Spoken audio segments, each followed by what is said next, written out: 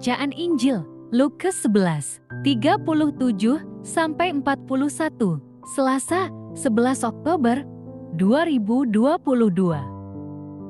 Shalom, Bapak, Ibu, dan saudara-saudari terkasih. Salam sejahtera dan salam damai bersama Yesus Kristus. Marilah kita membaca, mendengar, dan merenungkan sejenak firman Allah, Injil Lukas, pasal 11, ayat 37 sampai ke 42. Yesus mengecam orang Farisi dan ahli Taurat. Inilah Injil suci menurut Lukas.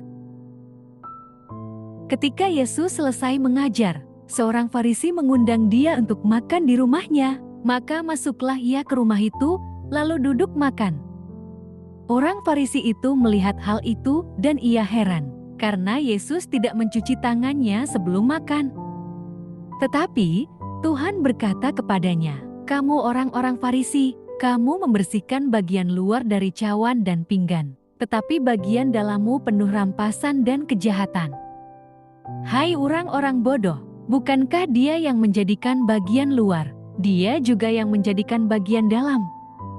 Akan tetapi, berikanlah isinya sebagai sedekah, dan sesungguhnya semuanya akan menjadi bersih bagimu." Amin. Demikianlah sabda Tuhan, terpujilah Kristus. Renungan Injil, memiliki iman.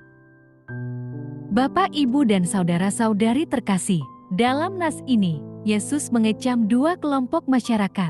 Pertama, kelompok orang Farisi. Yesus mengecam karena kehidupan keagamaan mereka yang terpisah dari kehidupan sehari-hari.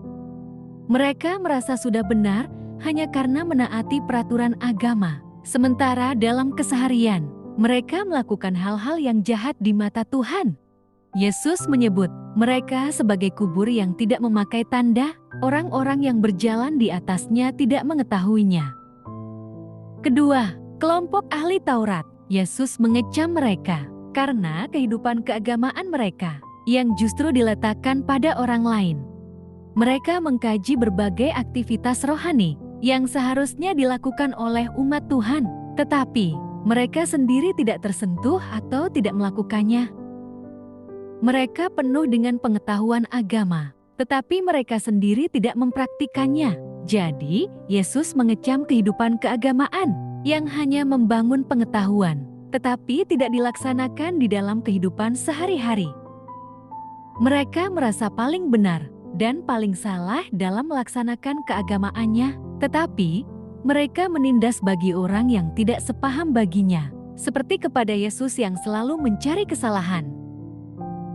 Firman Tuhan hari ini mengingatkan kita supaya kita memiliki kehidupan kekristenan yang utuh. Kita wajib memiliki pengetahuan akan kebenaran, sekaligus juga mempraktikannya dalam seluruh aspek kehidupan.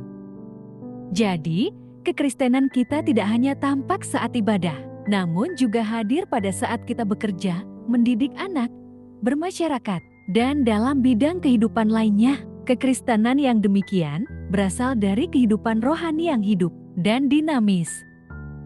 Dan perlu diingat, jangan hanya membersihkan di luarnya saja, melainkan di dalamnya pun harus bersih. Amin. Marilah berdoa. Tuhan, tolonglah kami, agar tidak hanya menambah teori pengetahuan tentang kebenaran Allah, tetapi juga menghidupinya. Dalam nama Bapa dan Putra dan Roh Kudus. Amin.